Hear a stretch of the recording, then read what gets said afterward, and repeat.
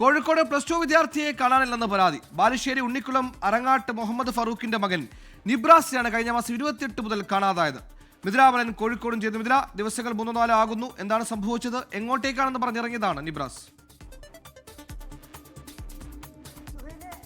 ബന്ധപ്പെട്ട് ബാലുശ്ശേരി പോലീസ് ഇപ്പോൾ അന്വേഷണം തുടങ്ങിയിട്ടുണ്ട്. കഴിഞ്ഞ മാസം 28-നാണ് ഈ 17 വയസ്സുകാരൻ നിബ്രാസ് കാണാതായത്.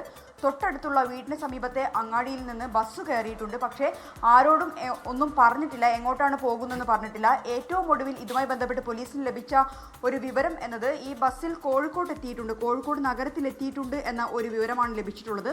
പക്ഷേ ആ കുട്ടിയെ ഇതുവരെ കണ്ടെത്താൻ കഴിഞ്ഞിട്ടില്ല. കഴിഞ്ഞ മാസം 28-നാണ് ഈ കുട്ടി അവിടെ നിന്നും, അതായത് വീടിന് സമീപത്തെ അങ്ങാടിയിൽ നിന്നും പോയത്. കുട്ടമ്പൂർ ഹൈസ്കൂളിലെ +2 വിദ്യാർത്ഥിയാണ്. എന്തു തന്നെയായാലും ബാലുശ്ശേരി പോലീസ് ഈ കുട്ടിയുടെ ഫോട്ടോ ഒക്കെ വെച്ച് എല്ലായിടത്തേക്കും ഇൻഫർമേഷൻ പാസ് ചെയ്തിട്ടുണ്ട്. ഏതെങ്കിലും രീതിയിൽ വിവരം ലഭിക്കുകയാണെങ്കിൽ ബാലുശ്ശേരി പോലീസിനെ വിവരം അറിയിക്കണം എന്ന ഒരു നിർദ്ദേശമാണ്, അല്ലെങ്കിൽ ഒരു ആവശ്യമാണ് അവരിപ്പോൾ മുന്നോട്ട് വെച്ചിട്ടുള്ളത്.